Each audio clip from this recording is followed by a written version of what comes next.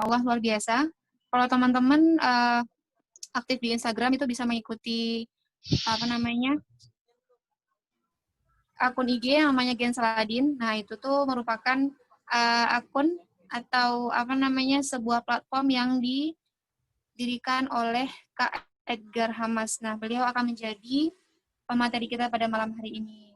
Kemudian bagi teman-teman yang belum follow IG Quran Backpacker, silahkan di-follow dulu karena nanti setiap bulannya kita bakal ada kegiatan diskusi serupa dan juga agenda-agenda lainnya yang akan mengisi hari-hari teman-teman seperti itu. Nah, selain kegiatan online backpacker, kita juga ada kegiatan volunteer teman-teman. Nah, yaitu ngajar ngaji dan juga hafalan di desa-desa terpencil seperti itu. Nah, bagi teman-teman yang belum mengikuti IG Quran Backpacker, teman-teman bisa ikuti mulai sekarang. Dan teman-teman nanti bisa bergabung menjadi relawan dari kegiatan Quran.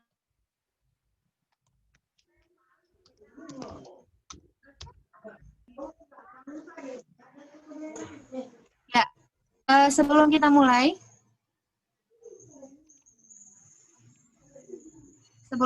kegiatan diskusi kita pada malam hari ini, saya ingin memperkenalkan moderator kita. Nah, beliau adalah Kak Abdan Syukri. Beliau dari mahasiswa Al-Azhar, Cairo University, yang sekarang juga sedang berada di Cairo. Halo Kak Abdan Syukri. Ya, hadir. Halo, hadir. Nah, beliau ini juga sosok yang Masya Allah, teman-teman ya. Teman-teman bisa follow IG Kak Abdan Syukri, bisa lihat kegiatan-kegiatan beliau yang super aktif gitu ya. Beliau cukup masif lah bergerak di bidang Al-Quran.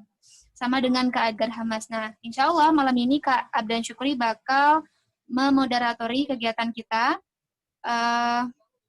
Kak Abdan Syukri juga merupakan ex dari direktur Muslim ID ya Kak ya? muslimid.com. Itu tuh kegiatan apa itu Kak? Platform apa itu Kak? Kita itu platform media yang membahas tentang sejarah Islam dan isu-isu keislaman seputar dunia Islam. Betul. Nah, teman-teman bisa follow itu juga ya. Insya Allah akan menambah ilmu dan pengalaman kita. Seperti itu, sekian dari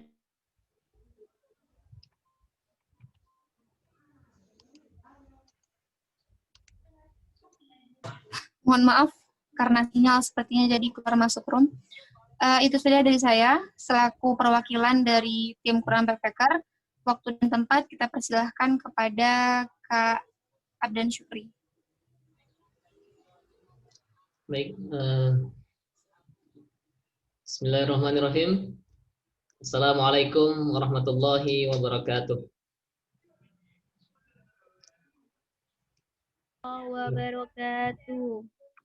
Alhamdulillah, nahmaduhu wa nasta'inuhu wa nastahdihi wa natubu ilaih. A'udzu bihi min syururi anfusina wa min sayyiati a'malina. Innahu may yahdihillahu fala mudilla lahu wa may yudlil falan tajida lahu waliyyan wa la hadiya wa la nasira. Allahumma shalli wa sallim ala nabiyyina Muhammad sallallahu alaihi wasallam wa ala alihi wa sahbihi man ittaba'a huda ila yaumil qiyamah. Teman-teman yang dirahmati oleh Allah Subhanahu wa taala, pada malam hari ini mari kembali kita bersyukur kepada Allah Subhanahu wa taala. Begitu banyak nikmat dan karunia yang senantiasa Allah berikan kepada kita, yang mana jika seandainya kita kumpulkan seluruh pohon yang ada untuk menjadi pena menuliskan setiap nikmat, itu tidak akan cukup walaupun air laut yang menjadi tintanya.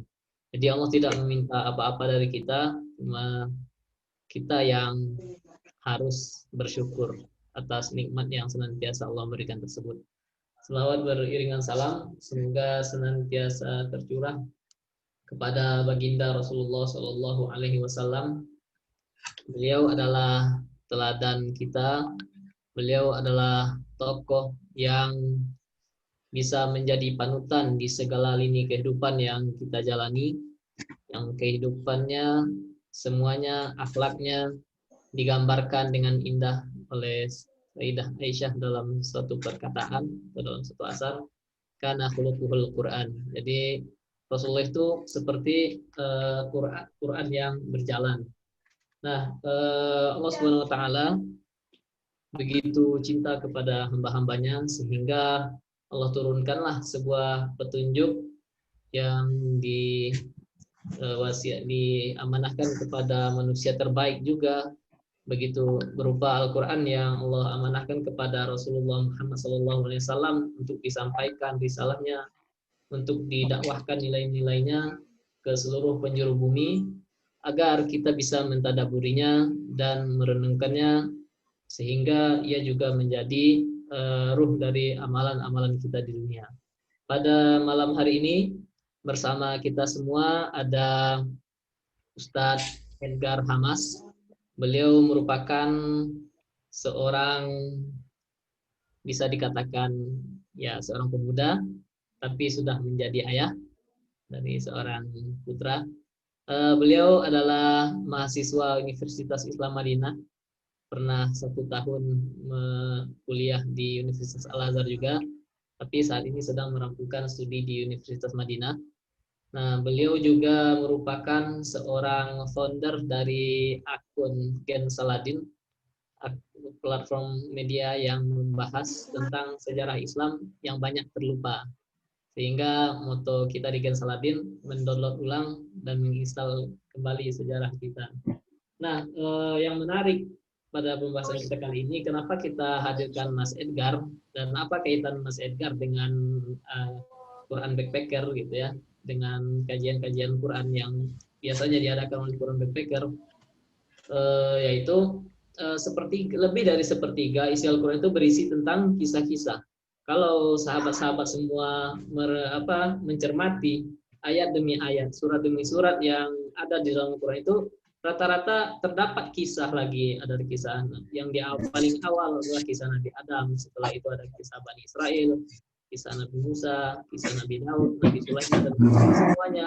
Begitu banyak kisah yang ada di dalam Al-Quran itu, muaranya adalah ada satu diabadikan dalam akhir surat Yusuf. Laqad kana fi qasasihim ibratun liulil albab, maka hadisan yuftara. Yang muaranya adalah sesungguhnya dalam kisah-kisah yang diceritakan tersebut terhadap pelajaran untuk orang-orang yang memiliki akal, orang-orang yang mampu berpikir. Nah, pada kesempatan kali ini kita akan mengkerucutkan lagi kisah-kisah seperti apa yang akan kita bahas bersama Edgar pada malam hari ini. Yang ingin kita bahas adalah amanat Al-Quran juga yang diturunkan di awal sekali. Ketika awal Quran diturunkan, Allah perintahkan Iqra bismi rabbikal ladzi khalaq. Kita disuruh untuk membaca. Nah, dan satu-satunya hal atau yang Allah perintahkan kita untuk meminta lebih, gitu. Kita tidak disuruh meminta harta lebih, kesehatan lebih, dan lain-lain. Tapi satu-satunya yang Allah sebutkan dalam Al-Quran itu waqur rabbi zidni ilma. Dan katakanlah, wahai Tuhanku, tambahkanlah ilmu pengetahuan kepadaku. Nah, oleh karena itu kita ingin sama-sama belajar bersama Mas Edgar, mencoba mencari inspirasi terkait dengan menuntut ilmu dalam Al-Quran. Oleh karena itu kita kasih tema kajian kita pada malam hari ini dengan mengais permata peradaban di masa lampau, spirit keilmuan yang tak lekang oleh zaman. Karena Al-Quran menyuruh kita untuk senantiasa mengembangkan pengetahuan dan menjadi orang-orang yang terdepan dalam berbuat kebaikan. Untuk itu, kita akan sama-sama mendengarkan ulasan-ulasan, insight-insight, dan inspirasi-inspirasi yang sangat kita tunggu-tunggu dari seseorang yang sudah melalang buana di Indonesia, dan begitupun di forum-forum internasional beliau juga sudah cukup dikenal. Tanpa memperpanjang mukadimah, kita persilahkan kepada Ustadz Edgar Hamas untuk menyampaikan inspirasi-inspirasi tentang keilmuan kepada kita semua. Kepada Mas Edgar, kita persilahkan. Jazakumullah syukri, antum ada aja melalang buana gimana? Melalang virtual. Iya, melalang virtual maksudnya. Iya sih teman-teman semuanya. Pandemi kayak gini. Nanti corona berakhir dia memang teraminkan. Iya. Akhir. Assalamualaikum teman-teman semuanya. Assalamualaikum warahmatullahi wabarakatuh. Selamat malam. Sekarang hari Rabu, malam Kamis. Ya, malam Kamis ini kita bahagia karena Allah ngasih kita banyak nikmat. Tapi teman-teman semuanya, saya ingat satu platform, satu slogan. Jadi kan, qadarullah, komunitas yang sedang saya bangun, Gen Saladin, itu umurnya udah 2 tahun. 27 September kemarin, dan slogan kita yang kita angkat itu adalah ketika dunia mulai lupa, kita memilih untuk ingat. Maka saya ingin mencoba menguraikan satu nikmat mahal, teman-teman. Nikmat ini adalah nikmat bernama nikmat bisa memelihara ingatan umat. Karena jujur teman-teman, banyak anak-anak muda yang udah lupa siapa nama sahabat Nabi. Banyak anak-anak muda generasi ini yang sudah mulai lupa siapa itu Rasul, bagaimana kehidupannya. Maka kalau kata Dr. Yusuf Qaradawi, beliau bilang gini teman-teman, at-tarikh dzakiratul ummah. Sejarah Islam itu adalah ingatan umat. Bisa dimatikan teman-teman, mohon maaf karena ada audio yang masih menyala sepertinya. Nah teman-teman semuanya, karena sejarah itu adalah ingatan umat. Kayak orang amnesia yang kemudian baru bangun dari tidurnya, dia nggak tahu dia di mana, siapa saya, kenapa saya di sini. Nah kalau kita orang yang paham tentang sejarah umat, dia tuh kayak orang yang sembuh dari amnesianya.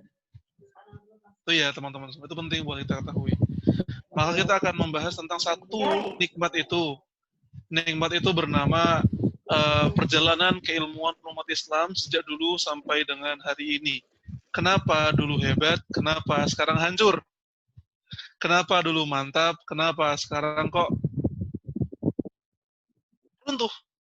Kenapa dulu terjunjung tinggi, kenapa yang sekarang kok malah seakan-akan punah tanpa sisa. Baik, saya sudah minta kepada panitia untuk melakukan share screen. Bisa dimulai dari sekarang, teteh atau kakak panitia.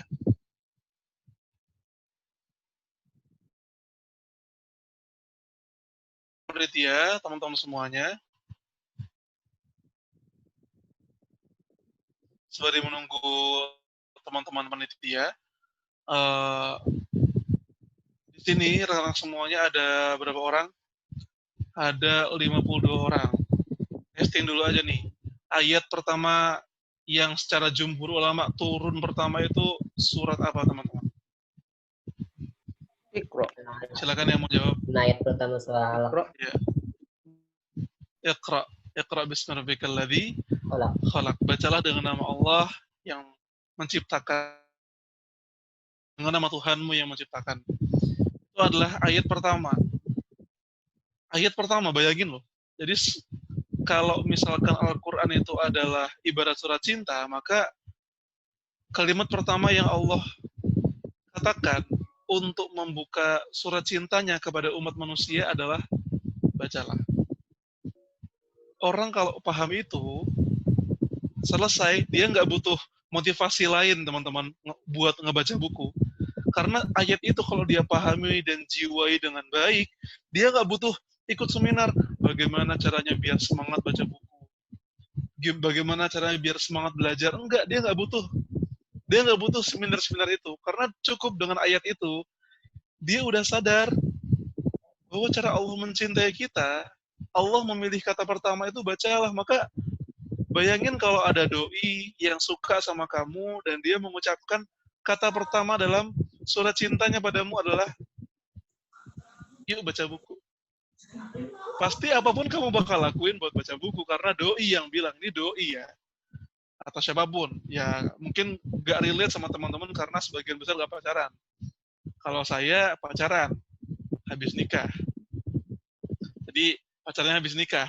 Dan ketika istri saya bilang, kata-kata cintanya adalah baca buku yuk, saya akan lakukan apapun buat baca buku, karena itu adalah kata-kata yang dikatakan oleh pujaan hati saya. Kok kasihan ya sama Joms ini ya. Nah bagaimana kalau yang mengatakannya adalah Allah Subhanahu Wa Taala? di satu malam di Gua Hira ketika Jibril datang alaihi salam kepada baginda Rasulullah sallallahu alaihi wasallam dan kemudian mendekap badan beliau mengucap Iqra, bacalah. Rasulullah sallallahu alaihi wasallam berkata, "Ma ana biqari, aku tidak mampu membaca." Iqra. Jibril terulang sampai 3 kali hingga kemudian Jibril berkata firman Allah, Iqra bismi rabbikal ladzi khalaq. Khalaqal insana min 'alaq. Iqra wa rabbukal akram. Alladzi 'allama bil qalam. 'Allamal insana ma lam ya'lam. 5 ayat itu membuka peradaban kita. Jadi kalau misalkan peradaban Amerika dibuka dengan darah, kalau misalkan peradaban Cina dibangun dengan Three Kingdom, pertempuran 3 kerajaan yang menghabiskan banyak nyawa. Kalau misalkan peradaban Romawi dibangun dengan membunuh manusia dengan gladiatornya, maka saksikan. Kalau ada orang yang bertanya, apa asas peradaban Islam? Jawablah dengan bangga, Iqra bismi rabbikal ladzi khalaq. Banggalah karena itulah kaidah kita, namun kemudian malulah. Malu karena umat ini tidak mampu untuk memahami ayat itu hari ini. Bangga namun kita ini diiringi dengan malu di satu waktu. Bangganya karena keren banget. Kalau Romawi dibangun dengan tulang belulang, kalau Amerika dibangun dengan membunuh jutaan orang Indian, kalau Cina dibangun dengan pertempuran antara 3 kerajaan, kalau tempat-tempat lain seperti itu, Islam justru usulnya, asasnya Iqra, tapi umatnya hari ini gak paham dengan Iqra. Ini sebuah bencana besar. Kita hadir dan kita ada di sebuah zaman di mana umat ini menderita sebuah penyakit yang mana umat ini nggak sadar bahwa dia sakit. Garis bawah ini. Umat ini sedang sakit, tapi dia nggak sadar bahwa dia sakit. Itu penyakit paling bahaya. Orang tuh kalau sakit perlu buat ke rumah sakit, nanya dokter. Tapi ini umat, dia sakit, tapi dia tuh kayak nyaman dengan sakitnya dan dia ngerasa nggak sakit apa-apa, padahal dia udah kritis. Itu keadaan umat kita. Maka teman-teman semuanya, saya sangat berharap 50 orang ini yang ada dalam forum ini jadilah dokter-dokter bagi umat ini. Ingatkan mereka bahwa umat ini sakit dan jangan hanya ingatkan. Berikan resepnya dan lebih indah lagi kalau teman-teman semuanya yang menyuapi pasien-pasien umat ini dengan obat-obat mujarab bernama ilmu pengetahuan. Jadilah dokter untuk umat ini. Itu adalah pesan pertama yang ingin sekali saya sampaikan. Namanya juga Quran Backpacker loh. Itu artinya mobile, membawa Al-Quran. Teman-teman kemana-mana ke penjuru bumi membawa Al-Quran. Itu obat dan Anda dokter. Maka buatlah resep yang baik dan minumkanlah kepada umat ini dengan cara yang baik. Allahu Akbar. Itulah asas peradaban kita.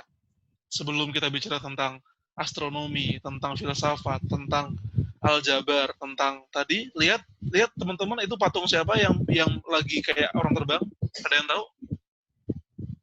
Yang tahu saya kasih jempol. Kasih buku. Iya, Abbas Ibnu Firnas. Wah, terima kasih yang jawab sambil ngomong sama yang chat, silakan. Terima kasih saya ucapkan. Berarti ini saya simpulkan forum ini forum yang antusias ya. Selanjutnya saya akan coba kuis-kuisan biar kita tuh hidup malam ini. Itu adalah Abbas Ibnu Firnas yang sebelum kita kenal Wilbur Wright bersaudara, 2 bersaudara di Eropa yang membuat sebuah konsep terbang. Ibnu Firnas ini lebih dulu membangun sebuah konsep bagaimana caranya terbang. Beliau ini orang Andalusia. Dan teman-teman tahu nggak? Ini ada yang tahu nggak kira-kira ketika Abbas Ibnu Firnas ini mencoba pertama kali terbang, usianya berapa? Biasanya ngiranya usia masih muda lah. Dia kayak berani mati gitu kan, jatuh biasa, pasti dia usia muda. Tahu nggak teman-teman, Abbas ibnu Firnas ini mencoba konsep terbangnya dalam seperti itu tuh di usia berapa? 75 tahun. Udah tua.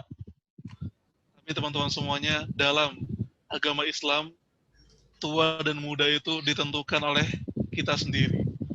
Ada orang yang masih muda, tapi udah nggak kayak anak muda. Tapi ada orang tua yang meskipun raganya tua, tapi semangatnya masih muda. Sama kayak yang postingan Gensa paling terakhir. Gensa ngeposting tentang Musa bin Nusair, salah satu pembebas Andalusia. Beliau membebaskan Andalusia. Jadi sang pembebas Andalusia itu ketika datang ke Andalusia itu usianya udah 71 tahun. Dan beliau menyelesaikan pembebasannya di usia 80 tahun. Itu bayangin teman-teman, itu usia kakek-kakek kita. Tapi kok kerjaannya ngebebasin Andalusia. Kita usianya 24 tahun, 25 tahun, 20 tahun, kerjaannya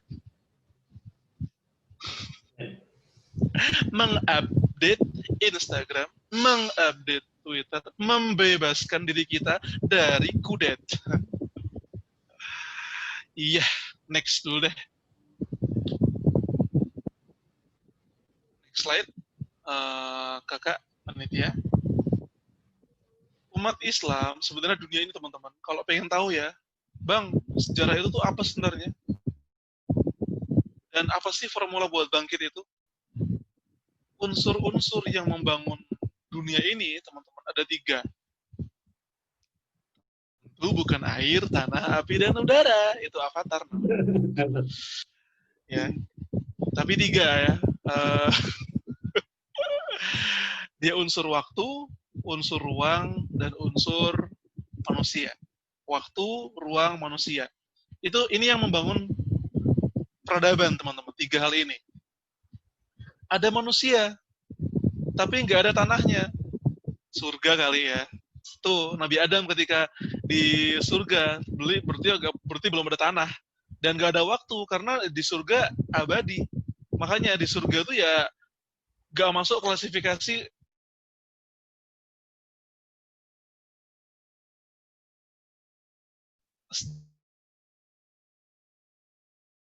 sejarah umat manusia, karena surga. Kemudian Nabi Adam alaihissalam turun ke bumi, Allah turunkan ke bumi, disitulah kemudian berfungsi yang namanya asas peradaban. Ada manusianya, ada Nabi Adamnya, ada tanahnya. Ada yang tahu Nabi Adam diturunkan di mana? Alar rojih, jumhur ulama. Ada yang tahu? Hayo. Cluenya adalah Aceh. India. Tanah, ayo. Nabi Adam itu rojih yang paling banyak itu mengatakan Nabi Adam itu diturunkan Allah di India, dan di Bunda Hawa diturunkan di Jazirah Arab, ketemunya di Jabal Rahmah. Ya. Tapi ada jamaah umroh, kalau kemudian kita keliling Mekah ke Jabal Rahmah, dia, Ustaz, izin Ustaz, saya ingin ke Jabal Rahmah agar saya sebagaimana Adam menemukan Hawa, saya ingin berdoa agar saya menemukan Hawa saya. Itu ngaco namanya, nggak ada dalam sunnah Nabi, nggak ada ya. Nah, tuh di India, kemudian bertemu sama Ibunda Hawa di Jabal Rahmah di Mekah, dan waktu Nabi Adam ada tenggat waktunya, beliau ada usianya. Nah itu teman-teman semuanya, sebuah peradaban itu dibangun dengan pertama Nabi Adam yang tinggal di bumi dengan sebuah waktu tenggat. Beliau nggak abadi waktunya, beliau punya waktu untuk wafat. Makanya Nabi Adam ini mewariskan mengkader penerus dakwahnya. Ada yang tahu anak Nabi Adam yang jadi nabi pertama siapa? Ada yang tahu? Ya. Yang belum tahu ya, Nabi Syith. Jangan ngomongnya, jangan ngegas, awas ngomongnya ngegas. Syith, jangan ngegas. Alaihi salam. Nabi Syith ini adalah nabi pertama seba'da Nabi Adam alaihi salam, dan Nabi Adam mengkader anak beliau menjadi seorang rasul, seorang nabi, seorang petugas yang menebarkan dakwah. Kemudian teman-teman semuanya, kalau teman-teman perhatikan dari seluruh nabi dan rasul, habis Yang kita tahu dari 25 habis Adam siapa teman-teman? Adam Idris. Idris itu beliau alaihi salam, Nabi Idris itu adalah tokoh peradaban yang juga menguasai 3 unsur ini. Beliau adalah manusia yang menguasai tanah dan menguasai waktu. Kenapa teman-teman semuanya? Nabi Idris itu benar-benar memanfaatkan waktunya ketika di bumi. Beliau tuh punya jasa yang besar teman-teman semuanya. Saya dan Ustaz Syukri, kita berdua pernah belajar sebuah ilmu namanya Al-Milal wan Nihal. Betul Ustaz Syukri? Iya, betul. Muqarranatul Adyan, perbandingan agama, sejarah agama-agama, dan ada sebuah pembahasan. Ternyata orang pertama kali yang membangun tata kota dan yang mengajarkan manusia bagaimana cara memakai baju, yang pertama kali menjahit baju, adalah Nabi Idris alaihi salam. Nabi Idris itu diberikan Allah ilmu untuk membuat tata kota dan menjahit baju, dan beliau diutus itu beliau punya warisan di Mesir. Makanya kenapa Mesir jadi peradaban paling pertama di dunia, karena ada unsur ajaran seorang nabi, Nabi Idris alaihi salam. Adam, Idris, Nuh. Nabi Nuh menjadi pelopor pembuatan kapal yang kokoh di masanya. Hud, Saleh. Nabi Saleh hidup di sebuah zaman ketika peradabannya itu canggih banget teman-teman. Bahkan di zaman ini nggak ada yang sangat sulit buat mencari bandingannya. Ada yang tahu kekhasan Nabi Saleh dan zamannya itu apa? Watanhituna minal jibal. Jadi mereka tuh punya hobi gunung diukir jadi rumah. Bayangin teman-teman kalau kamu naik Gunung Ciremai, naik Gunung Merapi, Bromo, nah gunung-gunung kayak gitu, bukit-bukit batunya itu diukir jadi rumah. Luar biasa.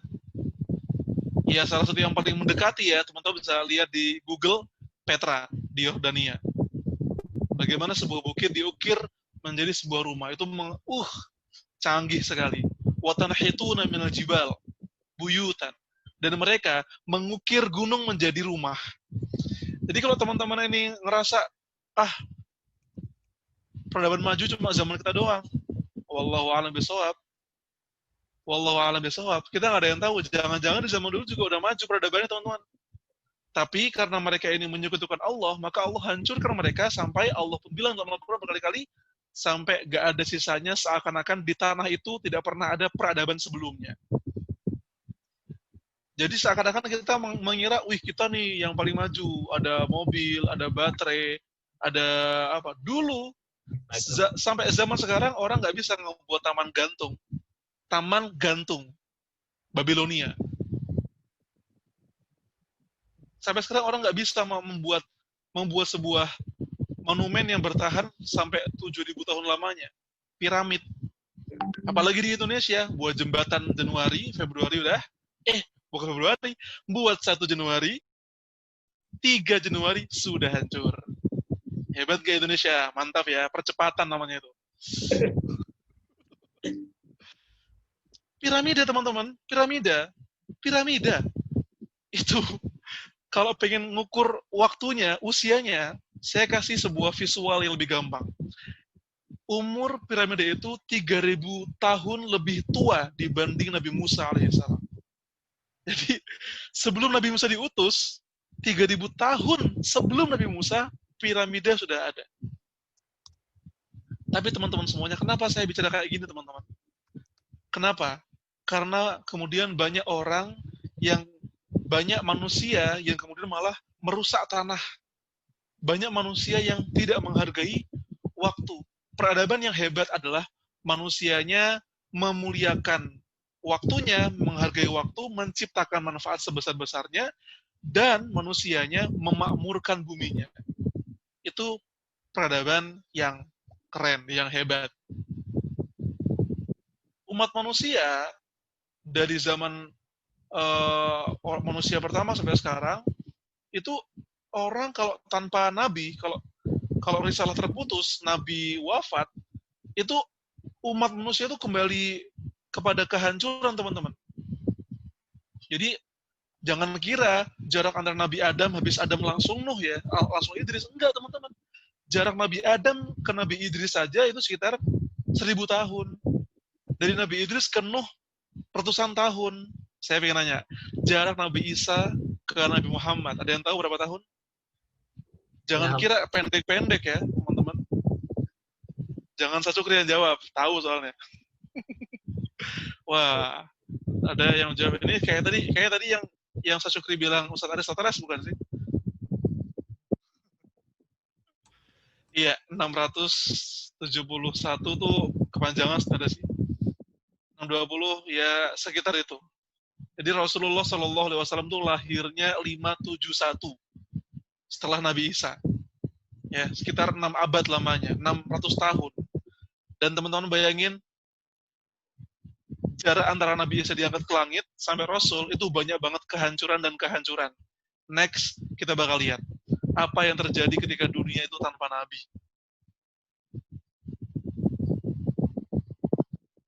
Jadi pentingnya teman-teman, kenapa kita perlu melihat ini? Karena menjadi Muslim itu sebuah kebanggaan dan kita ini asasnya bukan dengan kekerasan, bukan dengan sesuatu yang sifat materi, asasnya Islam adalah ilmu. Next slide, bisa. Ketika dunia ini dikuasai oleh dua imperium besar, Romawi dan Persia, saya ingin cerita sedikit. Di Romawi, teman-teman semuanya, manusia itu diperlakukan tidak adil. Banyak manusia mati dan orang-orang bertepuk tangan. Teman-teman tahu budaya gladiator? Teman-teman tahu budaya ketika seekor singa memakan seekor manusia, ususnya terburai, perutnya hancur, dan orang-orang tersenyum tertawa. Wih, mantap ususnya, mantap keluar. Ih, mantap juga. Logis gak sih? Itu gila sebenarnya. Tapi itu terjadi di Romawi gitu. Perempuan itu bisa dikerangkeng, kemudian dijual di kota-kota. Banyak perbudakan di sana juga. Itu Romawi. Rapih, memang. Secara kota rapih. Secara administrasi mereka rapih. Mereka punya infrastruktur yang keren. Tapi infrastruktur tidak bisa menjamin keluhuran akhlak masyarakat. Infrastruktur boleh keren, gedung-gedung boleh tinggi, kastil-kastil boleh kokoh, tapi akhlak manusianya nggak bisa dibandingkan dengan infrastruktur itu. Buktinya di Amerika Serikat sekarang infrastrukturnya luar biasa hebat, tapi akhlak anak-anak mudanya setiap mau pesta pasti bekalnya apa? Kondom. Setiap mau dia benci sama temennya, dia dibully, dia datang ke sekolah bawa pistol, nembak-nembak temennya. Maka teman-teman semuanya, peradaban yang hebat itu bukan ditentukan dengan hebatnya infrastruktur, tapi keluhuran dan kemuliaan akhlak. Kakak panitia bisa next slide? Karena kita ingin coba menjelaskan tentang petanya. Setelah Romawi, teman-teman semuanya, ada Kekaisaran Persia. Kalau Romawi itu penguasa barat, Persia itu penguasa timur. Kalau di Persia, teman-teman semuanya, wanita itu dianggap sama dengan tanah, udara, api, dan air. Jadi setara. Sebuah makhluk yang bisa dinikmati oleh orang banyak. Mengerikan, teman-teman. Kemudian, rakyat itu dibagi menjadi 7 kasta, yang mana 90% rakyat itu ada di kasta paling rendah. Jadi keadaannya mengerikan sekali, teman-teman semuanya. Keadaannya tuh, dunia tuh benar-benar butuh seorang penyelamat. Maka teman-teman semuanya, ketika dunia membutuhkan seorang penyelamat itu, hadirlah kemudian baginda Rasul Shallallahu Alaihi Wasallam dengan membawa risalah, yang mana risalah pertama yang beliau bawa adalah Iqra bismi rabbikal ladzi khalaq. Oke, saya izin sebentar karena slide-nya berhenti, saya perlu membuka PowerPoint.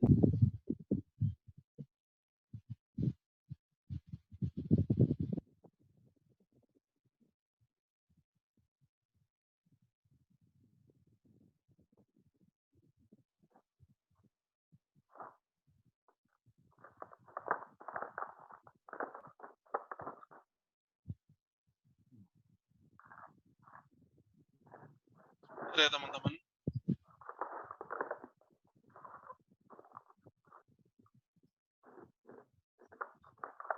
Ya, oke. Karena di penelitiannya terhenti, jadi kita teruskan ya. Saya ada slide nih, kalau misalkan teman-teman belum ada, nanti minta panitia buat share screen ya. Ya, sekarang ganti slide-nya udah ke yang ada gambar Masjid Al-Aqsa-nya ya, bukan peta lagi. Nah, teman-teman semuanya, Islam membuat unsur itu hidup. Manusia berbuat kerusakan di bumi. Manusia tidak memanfaatkan waktu. Umurnya yang ada itu rusak dan waktu yang dia gunakan di bumi itu sia-sia. Maka dari itu teman-teman semuanya ada kayak semacam apa ya? Islam itu tuh menjadi penyatu, pengendali. Kalau teman-teman tahu kartun Avatar, Avatar itu kan pengendali antara tanah, air, bumi, manusia. Ya semacam itu, cuma jelas beda ya, jelas beda karena itu kartun. Tapi Islam yang dibawa baginda Rasul itu menghimpun 3 komponen itu, 3 elemen itu. Islam mengatur manusia, Islam mengatur bagaimana cara mengelola bumi, dan Islam mengatur bagaimana cara mengelola waktu. Karena gak ada artinya manusia tanpa bumi, dan gak ada artinya bumi tanpa waktu. Semuanya harus berdampingan, dan hanya Islam yang mampu memimpin manusia untuk mengelola 3 elemen tersebut. Jadi kalau pakai aransemen Avatar, air, cing, api, cing, udara, cing. Islam ini membuat waktu, bumi, manusia. Dahulu semua umat manusia hidup dalam kedamaian. Namun kemudian semuanya berubah semenjak kezaliman menyerang. Hanya Islam yang mampu menyatukan antara 3 elemen itu. Dan ketika dunia membutuhkannya, Islam hadir.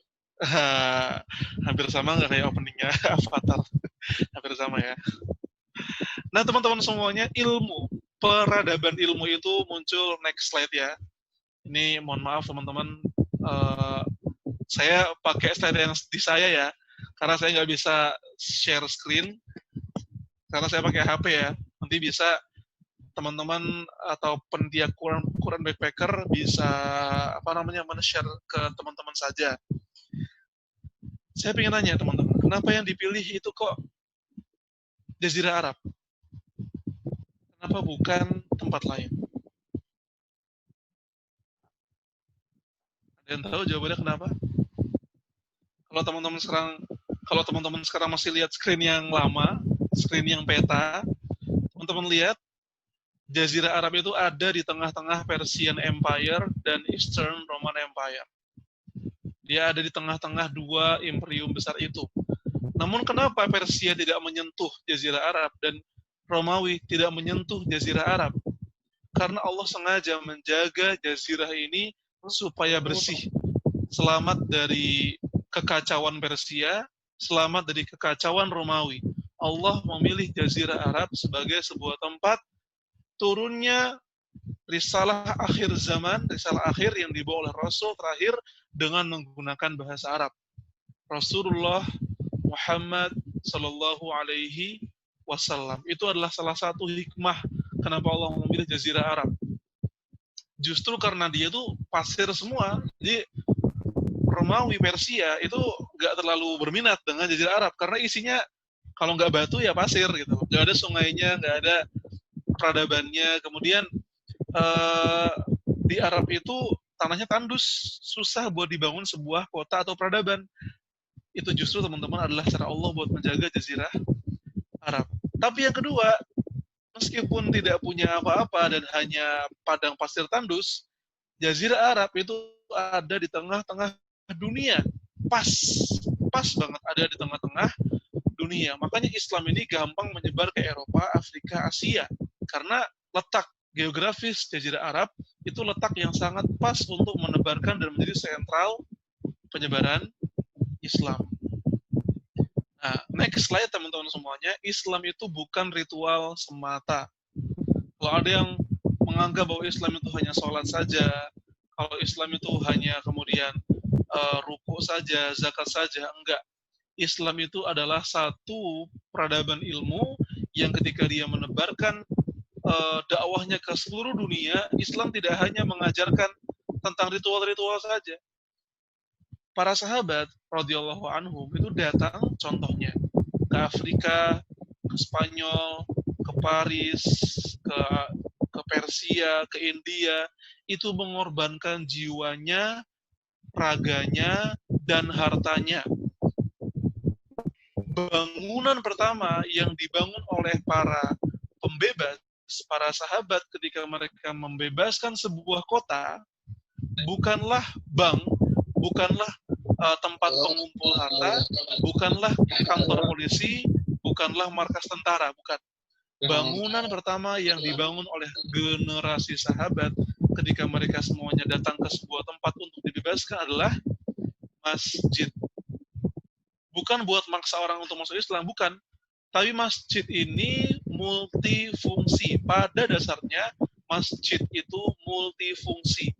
Satu, untuk tempat berkumpul dan berkoordinasi. Dua, untuk melakukan rapat-rapat kenegaraan. Ketiga, untuk menyambut delegasi-delegasi kenegaraan. Empat, untuk mengajarkan ilmu pengetahuan. Lima, untuk menjadi tempat konsultasi. Ada yang merasa terdolimi, ada yang merasa dia tanahnya diambil, maka pengadilan itu juga ada di masjid. Dia tempat yang multifungsi. Dan itu semua teman-teman semuanya menunjukkan bahwa Islam itu ketika datang ke sebuah tempat tidak sama sekali mengeksploitasi penduduknya. Nggak pernah ada. Dan saya belum pernah baca satupun yang seperti itu. Islam justru ketika datang ke sebuah kota, contohnya ke Mesir, Islam ini menguasai Mesir itu cukup dramatis. Bisa nanya ke Ustaz Syukri yang belajar tentang Mesir. Mesir ini teman-teman ada yang tahu dibebaskan, dipimpin oleh sahabat siapa? Amr bin As. Ayuh, benar. Amr bin As. Betul. Yang memimpin pembebasan Mesir adalah Amr bin As. Dan teman-teman semuanya ada sejarah ibu kota, sejarah kota pertama yang dibangun oleh Amr bin As. Kau tahu. Mantap, ada yang nyanyi. Diriku di sini menanti dirimu. Mantap.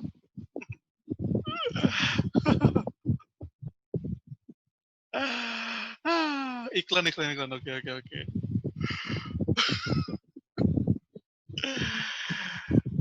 Teman-teman tahu nggak ibu kota pertama yang dibangun Amr bin As di Mesir itu apa? Kairo? Bukan. Kota pertama yang dibangun Amr bin As di Mesir itu bernama Fustat. Fa, Sin, To, Alif, Tot. Fustat. Fustat ini ada di dalam kota Kairo sekarang. Tahu nggak Fustat itu artinya apa, teman-teman? Fustat itu lebih kurang artinya adalah kemah atau tenda. Ini kisah sangat masyhur. Kenapa kok kota pertama namanya tenda? Begini, tadinya Amr bin As ini ingin memindahkan kemahnya ke tempat lain yang dikira lebih strategis untuk membangun sebuah kota. Tapi di pagi hari, ketika Amr bin As ingin nge-packing tendanya, ketika seluruh pasukan sudah nge-packing tenda, Amr bin As mau nge-packing tendanya, Amr bin As melihat di bagian pucuk tendanya itu ada burung yang membuat sangkar. Kira-kira apa yang dilakukan oleh Amr bin As? Hush. Ada sana, pergi. Enggak gitu. Melihat ada burung yang membuat sangkar di atas tendanya Amr bin As, beberapa tentara mengusulkan, wahai Panglima, izinkan kami untuk mengusir burung ini, membersihkan tendamu dari sarang-sarang burungnya. Amr bin As berkata, jangan. Burung itu telah memilih. Burung itu punya hak untuk tinggal di sini. Mereka adalah tetangga kita, mereka punya hak untuk hidup tenang. Bayangkan.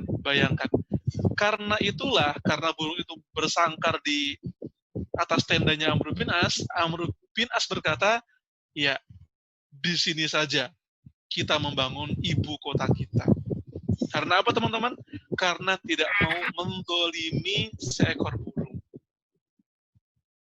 Burung aja disayang, apalagi manusia. Dan sebenarnya kalau teman-teman yang suka sejarah, teman-teman bakal nemuin bahwa pajak yang diberlakukan oleh Romawi dan Persia itu tinggi banget, sehingga banyak orang yang mati karena nggak bisa bayar pajak. Tapi ketika Islam datang, Islam tuh punya sistem. Tahu nggak sistem pajak dalam Islam namanya apa, teman-teman? Ada yang tahu? Depannya J, belakangnya H. Jizyah. Iya, untung benar dijawab jizyah. Coba kalau ada yang jawab jenazah. Alhamdulillah ya. Jizyah benar-benar. Iya. Sistem jizyah teman-teman semuanya itu merupakan sistem pajak dalam Islam. Mas Edgar nih sama aja jizyah juga apa berat-beratin orang dalam buat apa namanya hidup sama-sama pajak kan. Teman-temanku yang suka menabung, jizyah sangat berbeda dengan pajak. Jizyah itu berbeda di antara tempat ke tempat yang lain, dan jizyah itu lebih ringan daripada zakat. Saya nanya, zakat fitrah itu berapa? Bukan zakat fitrah, zakat secara umum 2,5% dari harta kita. Itu dikit banget. Saya pengen nanya, di hari ini di Indonesia, kenapa banyak orang kok pada lari ketika disuruh bayar pajak? Kenapa coba? Karena pajaknya ketinggian. Justru karena pajaknya tinggi, orang tuh nggak mau bayar pajak. Namun justru dengan sistem zakat yang cuma 2,5%, orang tuh jadi gampang buat ngeluarin duitnya. Jadi makmur kalau ada zakat gitu loh.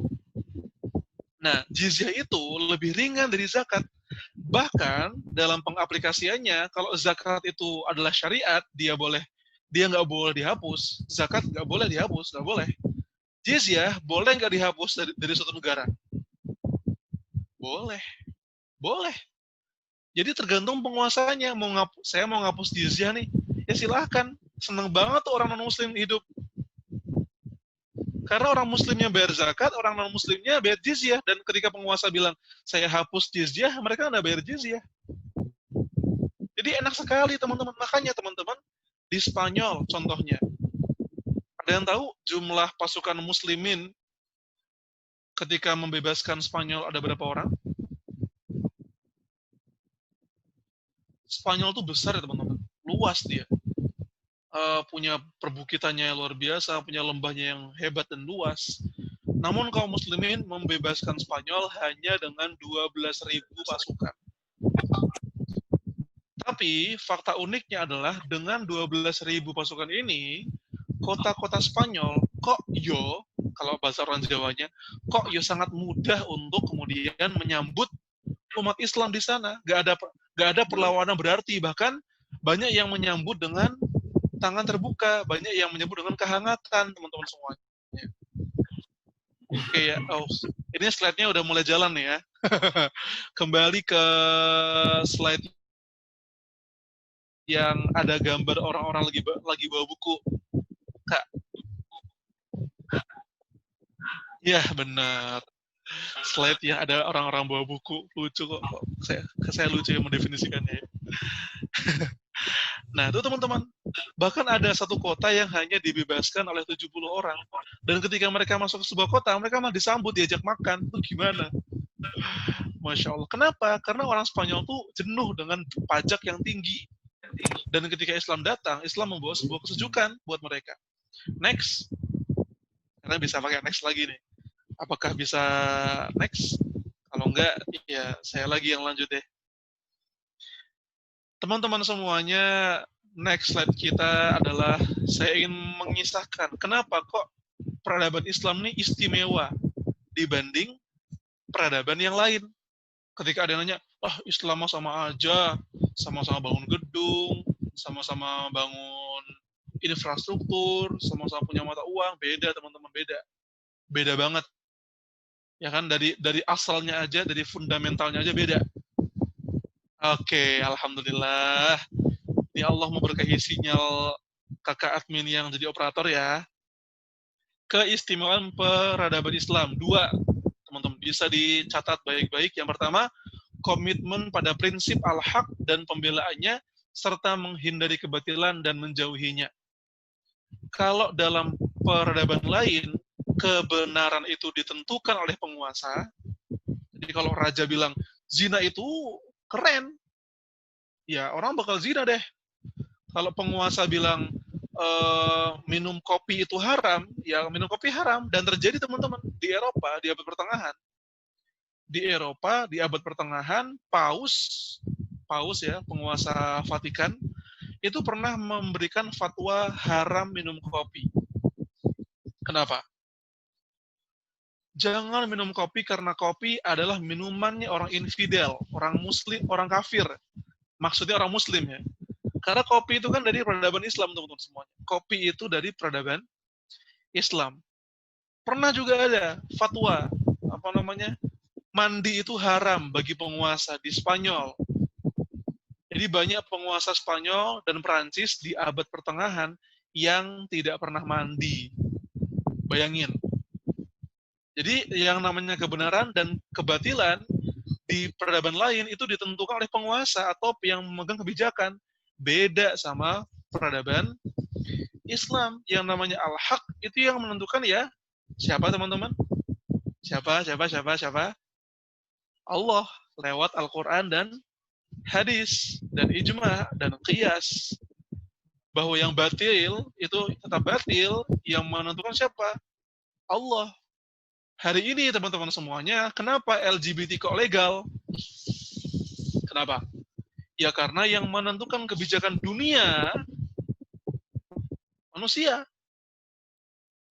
Jadi wah ngeri banget dah. Bayangin teman-teman, naudzubillah min dzalik, kita doakan ya. Please ini serius. Amin paling serius. Asik. Amin paling serius teman-teman semuanya. Mudah-mudahan Indonesia selamat dari LGBT. Amin. Geli banget ngebayanginnya ketika kita jalan-jalan ke KFC atau ke alun-alun atau ke mall, ngelihat cowok sama cowok berduaan, rangkul-rangkulan, cium-ciuman. Naudzubillah min dzalik. Ngeri banget kalau kayak gitu terjadi teman-teman semuanya. Naudzubillah min dzalik. Sekarang di Eropa, di Amerika itu kayak gitu biasa teman-teman. Biasa banget. Maka dari itu teman semuanya, ini yang menjadi keistimewaan peradaban Islam. 2, prinsip beramal baik dan menebarkannya, serta menjauhi yang buruk dan beramal untuk menghilangkannya. Ketika Islam itu sampai ke sebuah tempat, maka Islam itu akan mengajak orang buat beramal baik dan menebarkannya. Tahu nggak teman-teman, ketika kaum muslimin itu datang ke Spanyol, itu nggak cuma bawa pedang, orang nyiranya Islam nih bengis, kemana-mana bawa pedang, perang terus, apaan, Bambang, kan?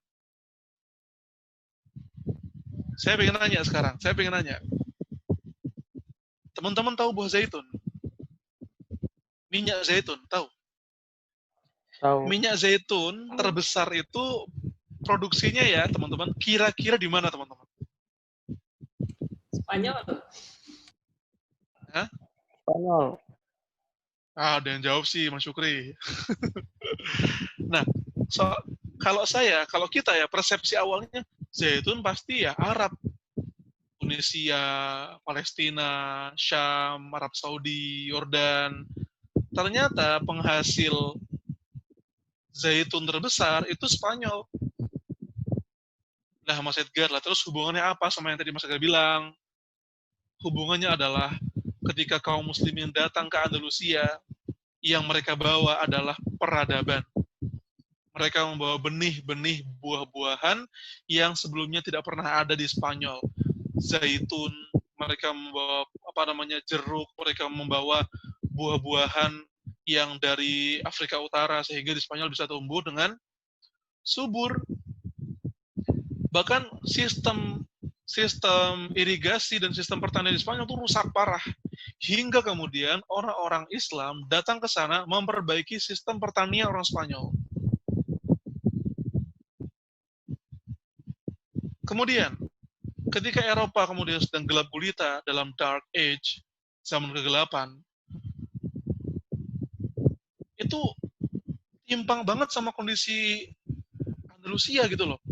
jalanan itu pakai apa namanya plafon, ada lampu-lampunya tegak, ada kamar mandi umum, ada air mancur, setiap rumah ada tamannya. Ya Allah ya Rahman, enak banget asli. Ada bimaristan, ada rumah sakit. Bahkan lebih baik dibanding zaman sekarang. Kalau zaman sekarang kudu bayar. Kalau dulu di zaman Andalusia, zaman Baghdad, zaman Mesir yang ketika berjaya, orang masuk rumah sakit dapat baju, dapat uang jajan. Beda sama zaman kita, teman-teman semuanya. Itu beda banget. Beda banget. Kalau zaman dulu itu teman-teman semuanya, orang-orang Arab itu, orang-orang Eropa, itu belajarnya ke Andalus.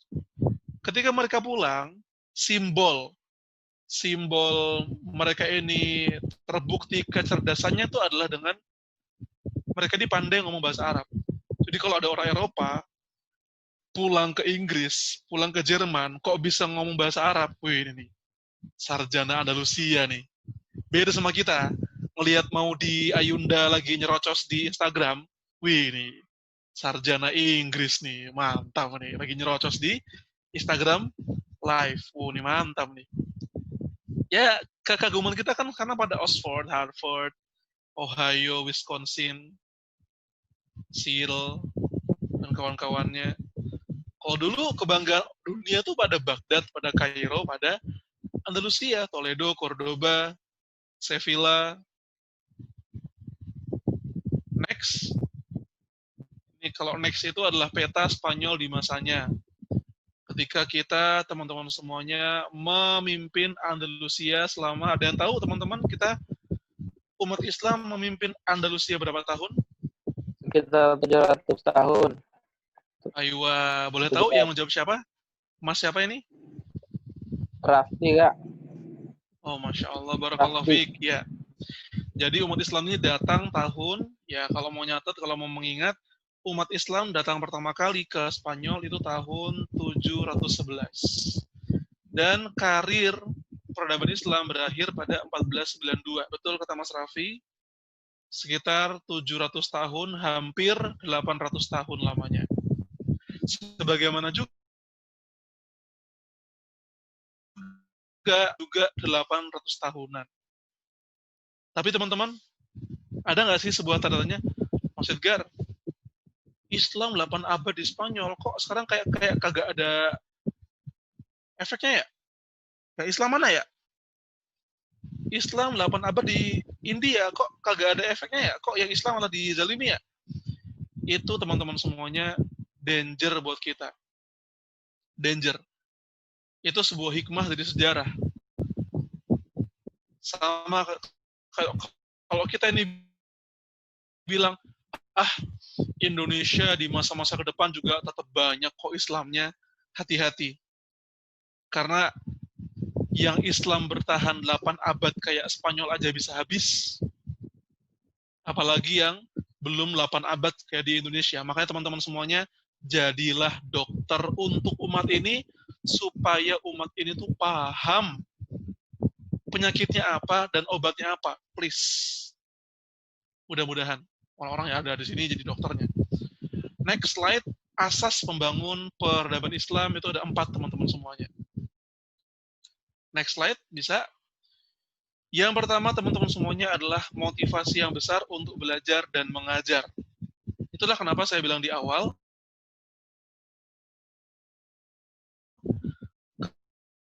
ketika umat Islam ini sampai ke sebuah kota, mereka langsung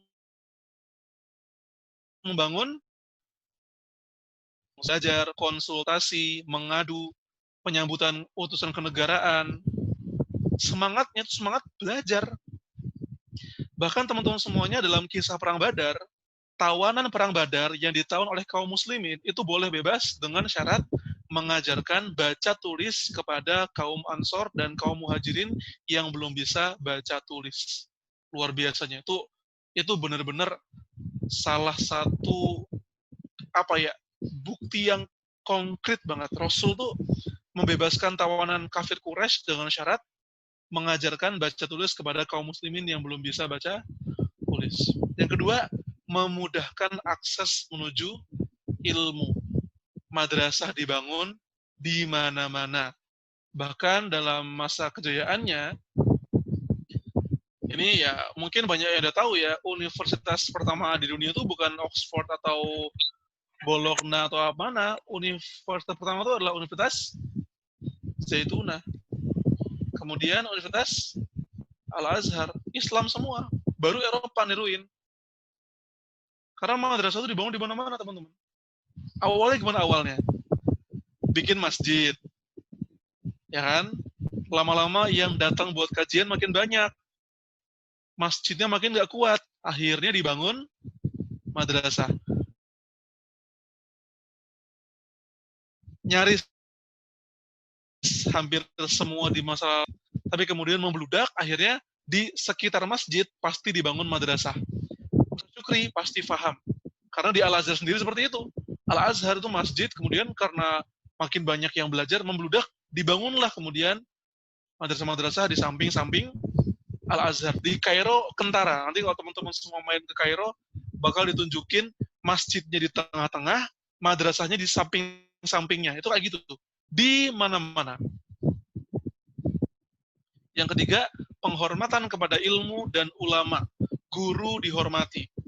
Bahkan khalifah seperti Harun ar-Rasyid, penguasa benua Afrika dan benua Asia, itu kalau ketemu sama Imam Malik, duduk, tunduk, taat.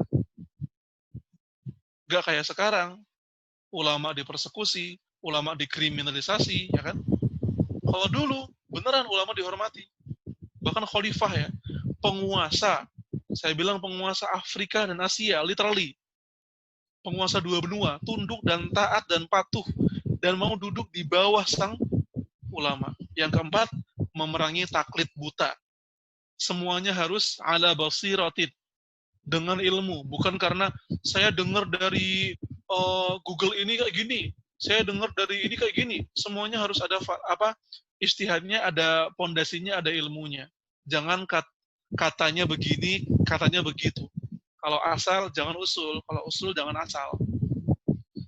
Akhirnya teman-teman semuanya, next, terakhir, meskipun bermula dari kesederhanaan, bermula dari Masjid Nabawi yang sederhana, umat Islam mampu menguasai, bukan menguasai, saya bilang nggak cocok menguasai, memimpin dan membimbing umat manusia hanya dalam waktu 50 tahun lamanya. Padahal lantainya pasir, atapnya kurma, namun mampu membimbing umat sedunia dari timur sampai ke baratnya. Kenapa? Bukan karena itu tadi, asas kita bukan infrastruktur, bukan semakin megah bangun kastil, semakin hebat ngebangun istana, bukan. Karena asas kita adalah manusianya, ilmu yang diajarkan. Itulah teman-teman semuanya kisah peradaban kita. Kenapa kok sekarang jatuh? Karena umatnya lupa sama usul ini, lupa sama asas ini, lupa sama pondasi ini. Bagaimana cara mengulangi kejayaannya? Imam Malik, saya akhiri dengan kalimat beliau, la yasluhu akhiru hadhil ummah illa bima salaha bihi awwaluhu. Tidak akan terbaiki kondisi umat akhir zaman ini kecuali dengan sesuatu yang telah memperbaiki pendahulu-pendahulu mereka, yaitu kembali pada asas peradaban kita. Iqra bismi rabbikal ladzi khalaq, dibangun dengan asas amal baik dan menebarkannya, menjauhi kebatilan dan memeranginya, menghormati ilmu dan ulama, memerangi taklid buta, maksudnya itu memerangi kebodohan, dan dibangun dengan asas keadilan. Assalamualaikum warahmatullahi wabarakatuh.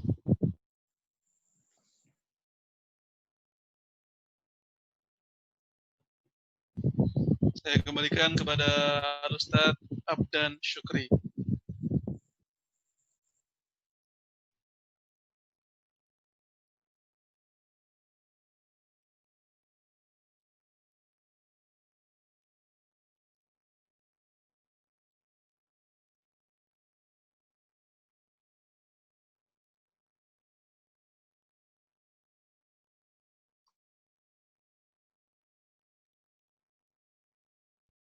Ustaz Syukri apakah bersama kita atau jangan-jangan di luar forum sekarang?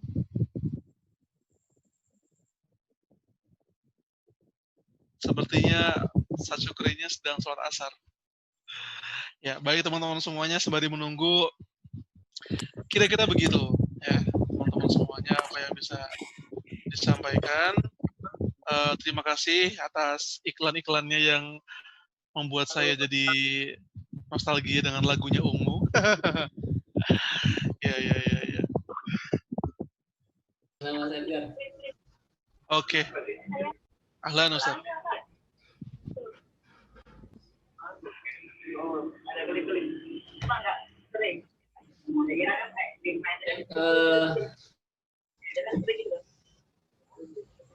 Terima kasih banyak kita ucapkan kepada Mas Edgar. Sebelumnya mohon maaf tadi ada sedikit iklan, bukan iklan, sedikit kewajiban. Kita sudah dengarkan begitu pemaparan yang sangat luar biasa, detail dari Mas Edgar tadi tentang bagaimana Islam itu betul menghormati ilmu dan memotivasi kita untuk terus mencari dan mengembangkan ilmu tersebut. Nah, karena yang sangat menarik itu ternyata peradaban kita itu dibangun dengan ilmu. Peradaban kita tidak dibangun dengan kekuatan, tidak dibangun dengan kekerasan, tapi dibangun dengan ilmu. Kalau sekarang kan istilahnya akal sehat.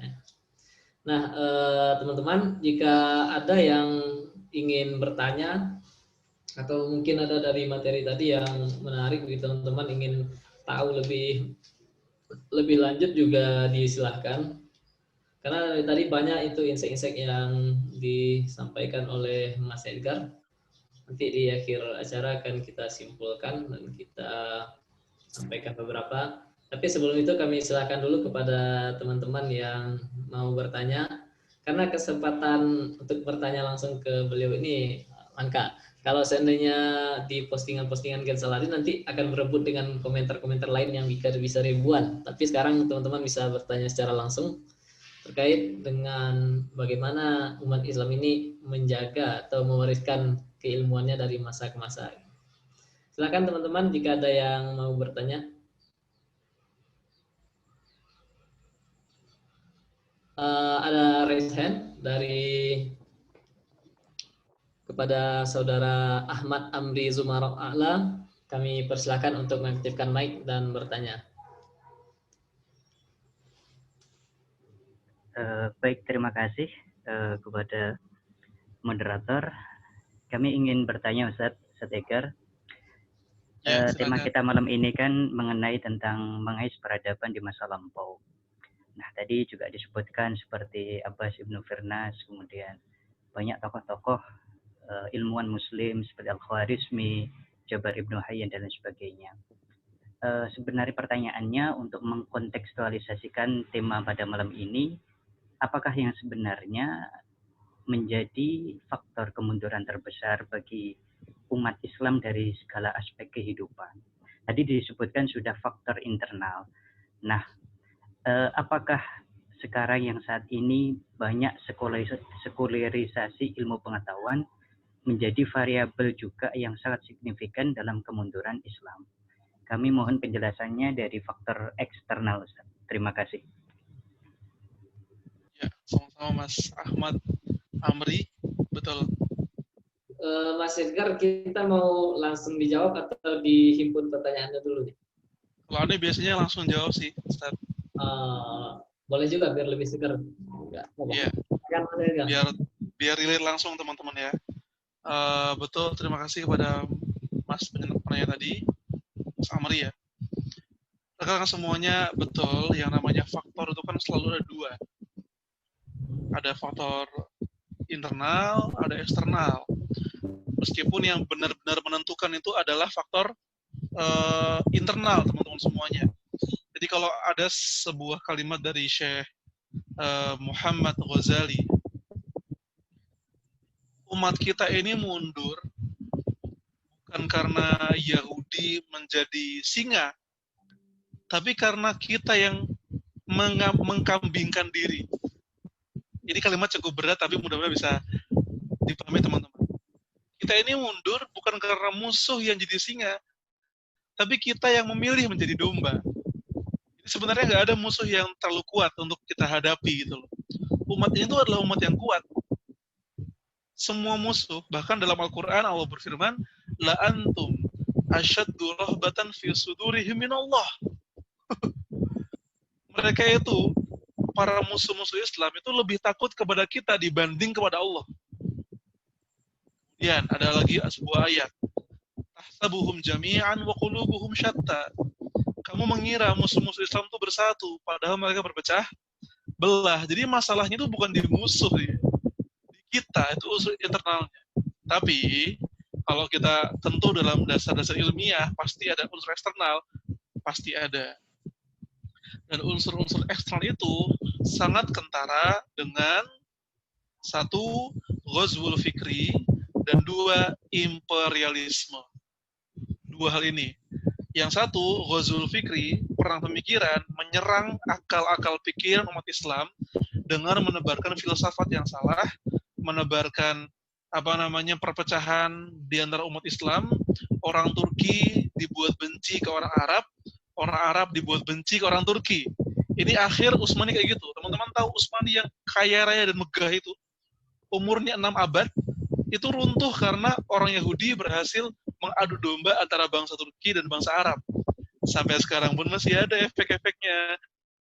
Ada titik-titik Nesia, ada titik-titik Nesia. Silahkan terus. Saya nggak mau bahas-bahas kegituan. Saya ada di tengah, mau tadil ya. Enkarnesia. Lalu saya muslimide saja, Mas. Ya, muslimide, Gen Saladin saja gitu.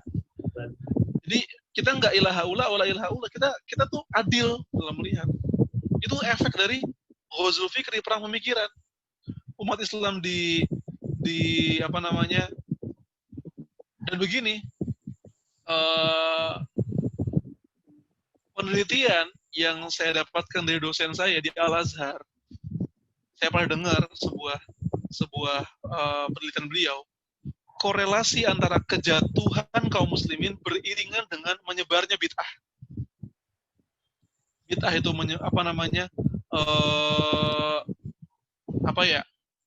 bid'ah berlebihan ya. Contohnya suka mengambil tanah dari kuburan, kemudian dipuja-puja tanahnya, kemudian sholat sambil membawa sebuah batu, kemudian untuk dipuji-puji, atau sesuatu yang nggak pernah ada dalam agama Islam. Itu berkorelasi dengan jatuhnya umat. Dan itu dihembuskan juga oleh orang-orang yang musuh Islam. Contoh di Aceh. Aceh itu ketika ditanya mereka dijajah 3,5 abad, nggak mau mereka.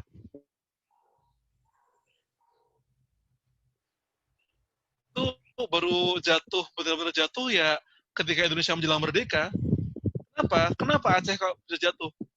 Karena salah satu infiltran, Snokhorugronj, yang kemudian memecah belah antara kaum adat dan kaum agama, kemudian menebarkan fikroh-fikroh yang sesat di antara umat. Jadi itu ghazwul fikri, perang pemikiran. Yang kedua, secara umum imperialisme. Ya, meskipun ya ghazwul fikri, perang pemikiran ini menjadi buntut dari imperialisme, tapi dia saya jadikan dia qaim binafsih, dia berdiri sendiri ya.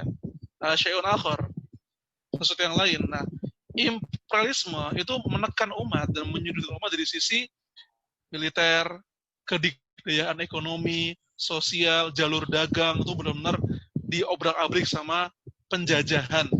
Kalau bahasa enaknya, penjajahan. Nusantara itu bisa menjadi negeri yang hebat, tapi karena ada penjajahan Belanda, jadi tertunda 3,5 abad. India dijajah Inggris, Afrika dijajah Prancis sama Italia,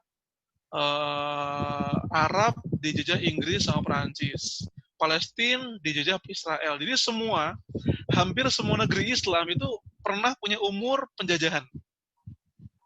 Pernah, pasti. Mesir. Lebih-lebih lagi. Inggris pernah, Prancis pernah, Romawi pernah, Fir'aun pernah. Paling mantap nih Mesir nih. Umurnya habis dalam penjajahan. Masya Allah. Tapi ketika hebat sekali. Begitu teman-teman semuanya. Wallahu a'lam bishawab. Baik, terima kasih atas jawaban. Gimana Ustadz Ahmad Amri atas pemaparan dari Kak Edgar tadi?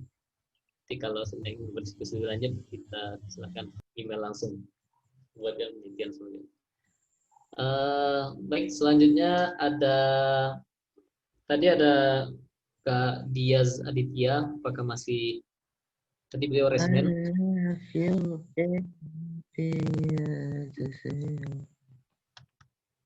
Silakan Kak Diaz Aditya, masih online.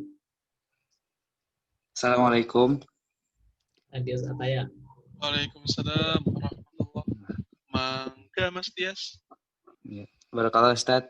Jadi bertemakan spirit keilmuan yang tak lekang zaman, saya ingin bertanya bagaimana jika seorang guru menganggap muridnya itu sebagai sahabat gitu, ya sering bercanda, sering jalan-jalan gitu.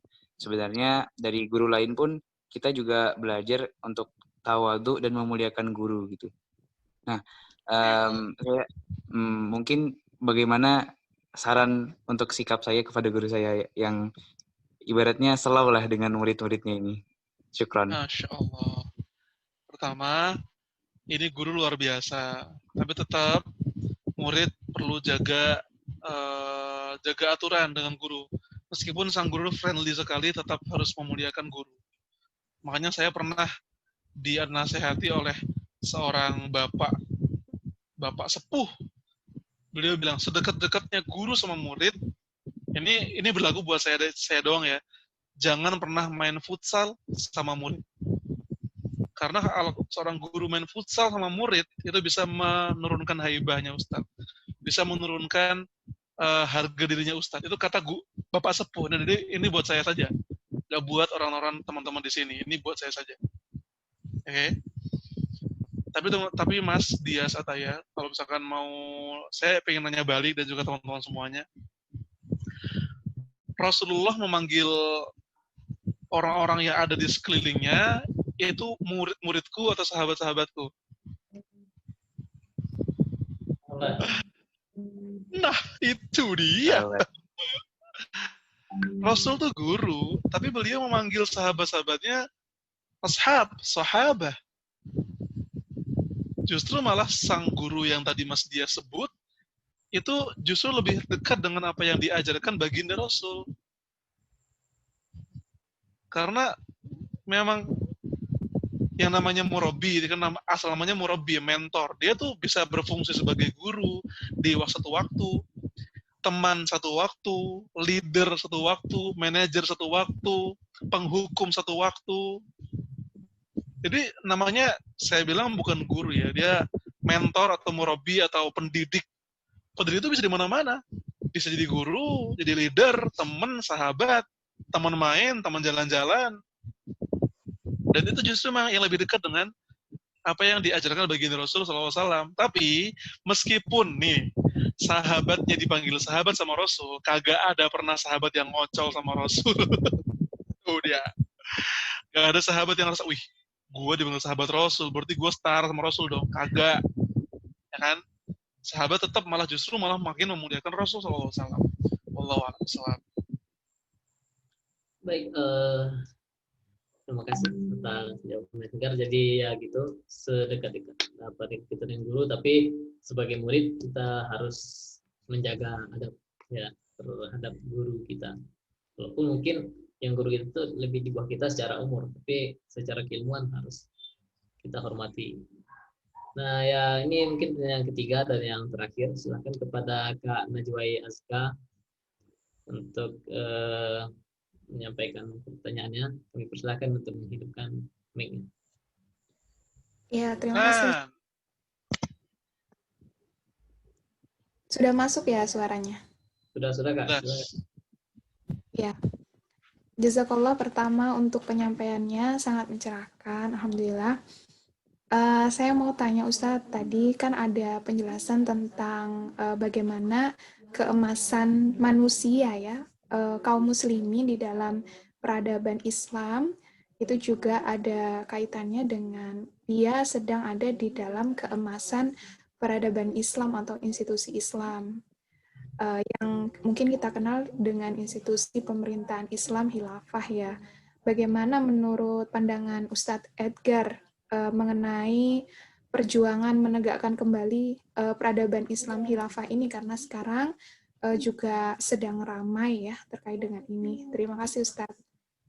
Ya, terima kasih. Pertanyaannya sangat relatable dengan keadaan zaman ini.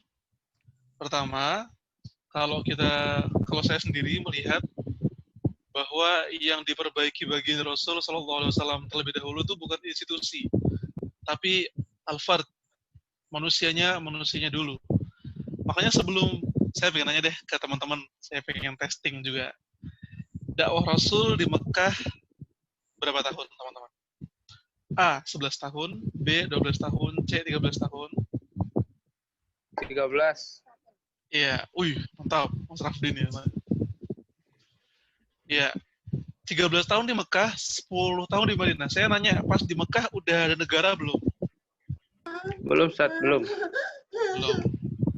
Nah, teman-teman semuanya, al-fard dulu, manusianya dulu yang dibangun oleh baginda Rasul SAW. 13 tahun dibentuk akidah, betul kata Kak Najwa Yaska, akidah dan akhlak.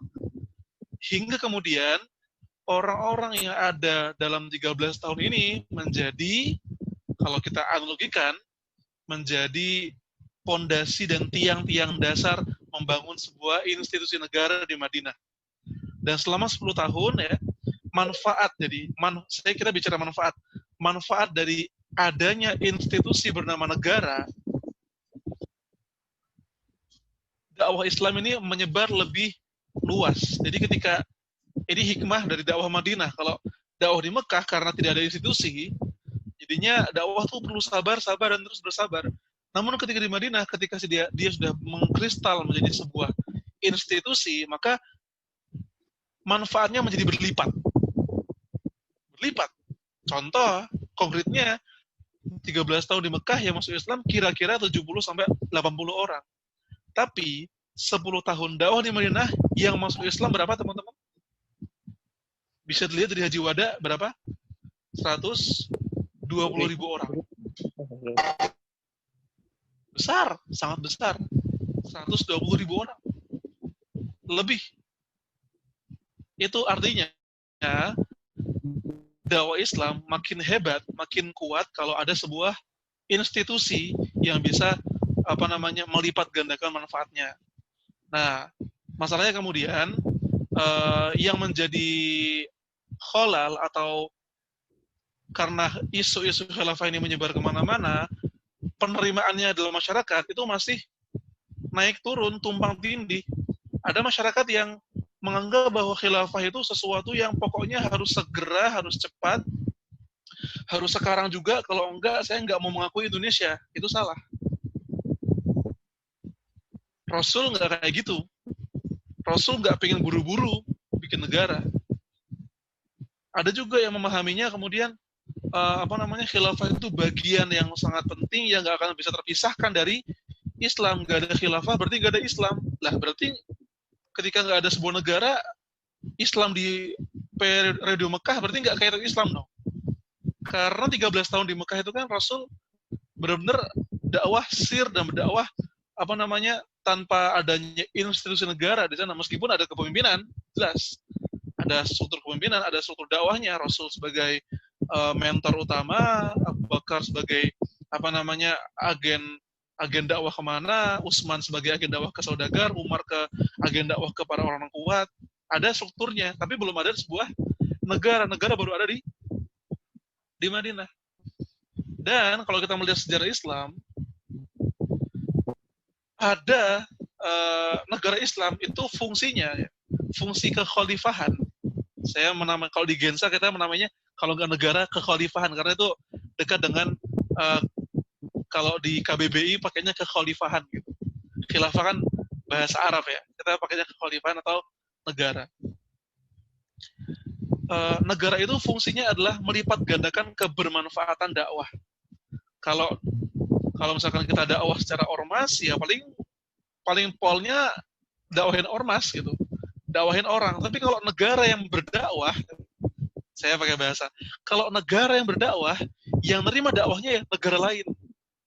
Romawi, Persia, ya kan? Ya kan? Itu fungsi negara. Dia ini menaik kelaskan dakwah ke sekup negara sehingga dia lebih mudah diterima oleh negara lain. Utusan negara ketemu utusan negara, bukan utusan partai ketemu utusan negara, ya kan? Itu fungsi dari sebuah negara. Namun teman-teman semuanya, sekarang bagaimana kita menyikapinya? Ambillah kemudian contoh dari sirah Rasul Shallallahu Alaihi Wasallam. Rasul Shallallahu Alaihi Wasallam memang sudah bersabda bahwa di akhir zaman memang satakunu khilafah. Umat ini akan kembali kepada yang namanya naungan kekhalifahan. Ala minhaji nubuwah dengan sistemnya Rasul. Kalau pakai tanda kurung sistem Rasul, Umayyah itu bukan khalifah. Abbasiyah bukan khalifah. Utsmaniyah bukan khalifah. Kenapa? Kalau pakai standar manhaj Rasul ya. Karena dalam mengangkat pemimpin, baik Umayyah, Abbasiyah, Mamalik, Seljuk, Utsmaniyah, itu nggak ada yang ngikut sunnah Rasul. Ya nggak? Itu kalau pakai tanda kutip, tanda kurung, ala minhaj nubuwah, manhaj Rasul. Makanya disebut oleh para ulama kekhalifahan tanda kutip di masa Umayyah, Abbasiyah, Utsmaniyah itu adalah kekhalifahan negara mulkan adzon. Mulkan adzon. Jadi teman-teman semuanya, apa yang ingin saya sampaikan di sini, kita ingin menuju pada minhaj nubuwah itu, dan dia insya Allah akan datang suatu nanti. Dan cara kita untuk menyiapkannya adalah dengan nasiru ala masarahun Nabi Sallallahu Alaihi Wasallam, islahul fard. Kita memperbaiki individu-individu kita, memperbaiki masyarakat kita. Kalau memperbaiki itu, kalau ngelihat Rasul, caranya Rasul itu dari sekup-sekup yang kecil kemudian menjadi besar, bukan dari pucuk kemudian ke bawah. Jadi justru yang paling darurat sekarang adalah islahul fard. Dan saya makanya bilang di awal, jadilah teman-teman semuanya dokter yang memberikan resep terbaik bagi umat. Setiap kita adalah dokter. Jangan menunggu dokter itu mewujud dalam sebuah nama bernama negara. Jangan menunggu. Kalau menunggu, umat ini keburu oleng dulu. Islam keburu oleng, hilang dari Indonesia. Kalau hanya menunggu-nunggu. Ya kan? Nah, salah satu pemahaman yang syumuh, kalau memang umat Islam sudah mendapat resep yang baik dan sudah mendapat obat baik, itu Sallallahu Alaihi Wasallam bersabda, antum kama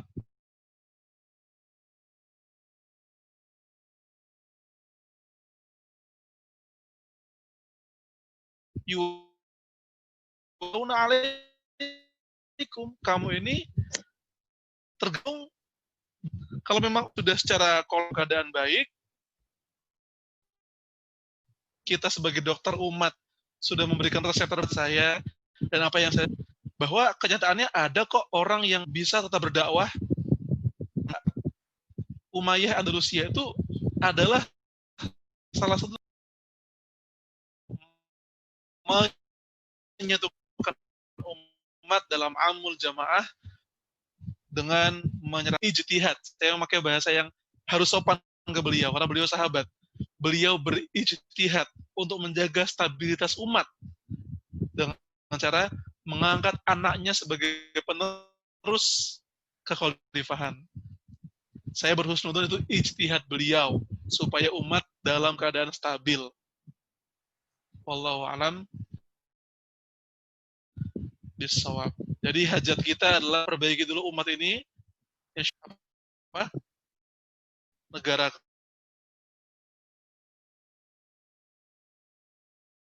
kekhalifahan atau entah musyawarah atau G20 atau apa, Allah alam bisawab, namanya masa depan kan amrul ghaib,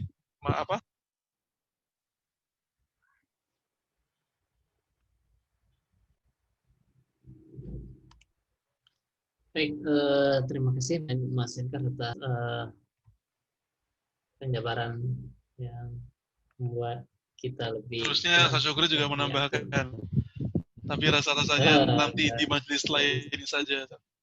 Kak Syukri, to the point, ditunggu tulisannya lagi ya, awas nanti. Ditunggu tulisannya lagi di Gen Saladin. Nah, terakhir mungkin ada Ustadz Aristoteles ingin bertanya juga. Saya persilakan Ustadz Aristoteles hidupkan mic-nya, dan ini merupakan pertanyaan terakhir. Adapun teman-teman yang masih memiliki pertanyaan atau rasa ingin tahu yang lain, ingin bertanya, nanti kan kita ada grup WhatsApp, dan itu insya Allah dalam 1-2 hari ini masih kita fasilitasi untuk menjawab pertanyaan teman-teman semuanya. Persilakan kepada Ustadz Aristoteles Al-Hafiz untuk bertanya. Assalamualaikum Ustaz. Terima kasih atas penjelasannya. Saya Arif. Apa alasan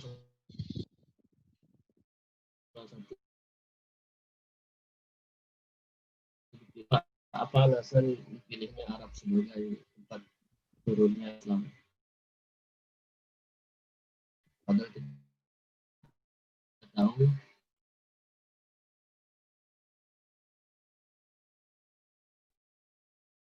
sumber daya manusia bukan dari Nusantara. Bagaimana kita menjawab terhadap isu-isu tersebut? Itu kurang lebih. Baik. Khairan ya Habibi. Bismillah. Barakallah. Jenggotnya jenggot S2. Saya suka jenggotnya. Saya kalah jenggot S2 Mas Arif ini, Masya Allah. Nah, teman-teman semuanya, tadi sudah saya sempat jabarkan, dan Gensa pun pernah memposting kenapa Jazirah Arab dipilih. Jawaban pertamanya adalah la ya'lamuha illallah. Allah yang paling tahu kenapa yang dipilih adalah Jazirah Arab. Kita sebagai manusia hanya ingin menilik min hikmatih, dari hikmahnya apa? 1. Jazirah Arab ini adalah negeri yang justru tidak kena oleh Romawi dan Persia. Sehingga implikasi dan akibatnya ideologi-ideologi Romawi seperti filsafat-filsafat dan ideologi sihir Persia tidak kena sama kepala orang Arab. Makanya kepalanya murni, Hanif, ya kan? Itulah kemudian kenapa kalau dalam mata kuliah Qasasul Quran, kisah-kisah Quran, dan juga kuliah An-Nuzum Al-Islamiyah, saya juga pernah belajar, kalau saja Islam diturunkan di Romawi, barangkali Islam akan langsung bercampur dengan filsafat. Kalau saja Islam ini turun langsung di Persia, barangkali Islam ini akan langsung bercampur dengan sihir. Namun Allah menakdirkan Islam turun di Arab, yang mana uqulul Arab safiyah. Akalnya orang Arab ini safi, jernih, bersih, tidak menerima ideologi lain, sehingga kemudian para sahabat itu sangat enak dalam menerimanya. Yang kedua, dalam ilmu balaghah, ilmu sastra Arab, orang itu cara dia menerima sesuatu, respon dia pada sesuatu yang datang itu ada 3. Yang pertama, khalidh dzihn. Ketika kepalanya tidak pernah mendengar apa-apa, ketika datang sesuatu dia meyakininya dan memperjuangkannya. Khalidh dzihn, karena memang belum pernah menerima sebelumnya. Yang kedua, mutaraddidun. Orang yang ragu-ragu karena dia sudah punya informasi awal sebelumnya, tapi ada informasi yang datang yang menyelisihi info yang dia dapatkan. Dia ragu yang benar yang mana. Ini ada di orang Yahudi, orang Nasrani. Mereka sudah punya pemahaman tentang Taurat dan Injil. Ketika datang Islam, ada yang ragu-ragu. Ini gimana ya? Padahal seharusnya Yahudi itu tahu. Ya'rifunahu kama ya'rifuna abna'ahum. Dia tahu Nabi Muhammad, tapi mereka ragu-ragu. Yang ketiga, mutaraddidun. Ini Yahudi sih. Mutaraddidun nolak. Karena dia udah yakin Nabi akhir zaman pasti dari Bani Israel. Kalau kagak dari Bani Israel, kami nggak akan mau. Salah satu hikmah kenapa dipilih Jazirah Arab karena uqul Arab ini, khalidh dzihn. Ya, ini sebenarnya turunan dari yang poin pertama tadi, khalidh dzihn. Dia bersih dari ideologi filsafat al-Romawi dan sihir Persia. Yang kedua, yang ketiga adalah salah satu hikmahnya karena Jazirah Arab itu ada di tengah-tengah dunia. Secara geografis dia berdampak pada penyebaran dakwah yang sangat memungkinkan tersebar ke seluruh wilayah bumi. Karena kalau misalkan Islam itu ada di Cina, ya, misalkan Cina ini teman-teman semuanya, karakter masa lalu Cina itu adalah eksklusif. Gak mau di masa lalu itu gak dianggap peradaban yang ngaruh ke dunia karena dia tuh hebatnya buat dia sendiri gitu loh, Cina. Dan dia nggak bisa menjangkau Eropa. Kalau misalkan Islam di Eropa saja, dia akan sulit buat menjangkau Asia karena kejauhan. Tapi kalau di Arab, secara geografis dia dekat dengan Samudra Hindia, maka dia akan dekat ke Indonesia, Nusantara, India.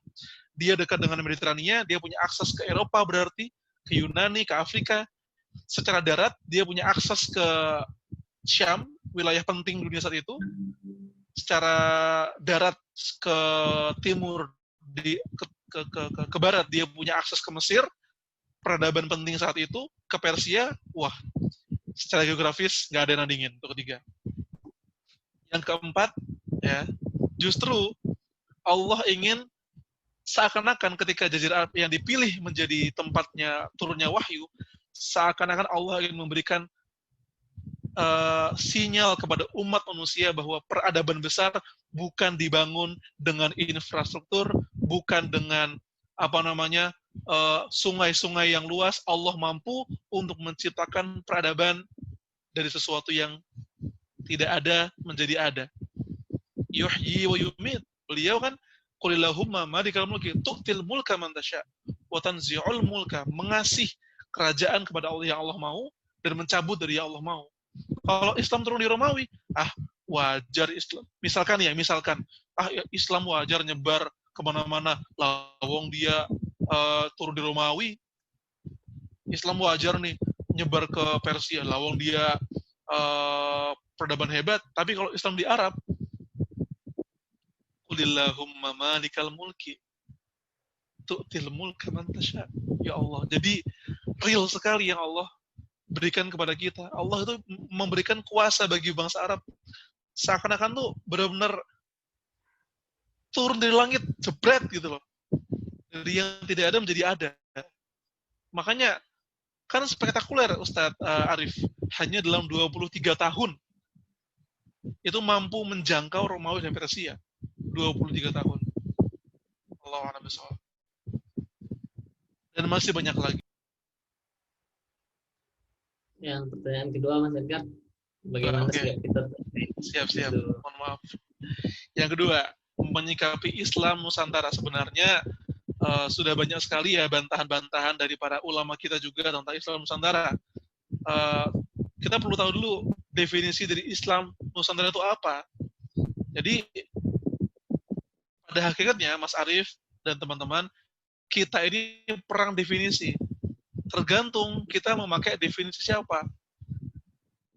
Kalau orang yang liberal menggunakan Islam Nusantara dengan definisi Islam yang kemudian dicocokkan dengan budaya Nusantara.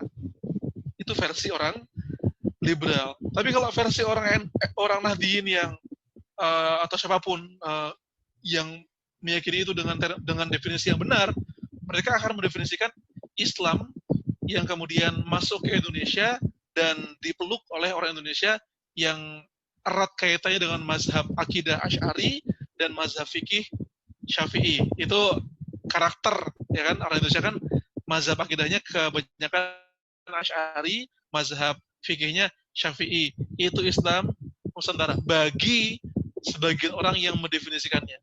Jujur, definisinya itu kemana-mana. Setiap orang punya definisi masing-masing. Makanya ini jadi bahaya. Sama kayak kata-kata toleransi.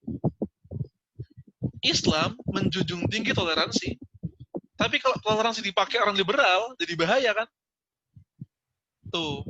Makanya kita, kalau memang dia mutasyabihat, ya, al-haramu bayyin wal halu bayyin wa bainahum umur mustabihat la ya'lamuha katsirun minan nas. Faman ittaqa syubuhat faqad istarada li dinihi wa irdihi. Astagfirullahaladzim. Wa man waqa'a fi syubhat waqa'a fil haram karra'i yar'a haula hima. Hendaknya kalau dia jatuh pada definisi-definisi ini, dia menghindari ini. Pilih definisi yang aman. Kami bukan Islam Nusantara, karena Islam itu sudah cantik tanpa ada tambahan-tambahan. Tapi kan ada Ustadz, Islam rahmatan lil alamin. Rahmatan lil alamin bukan sifat untuk Islam. Wih, apaan Mas Edgar kok gitu? Iya, rahmatan lil alamin itu sifat yang Allah berikan kepada Rasulullah sallallahu alaihi wasallam.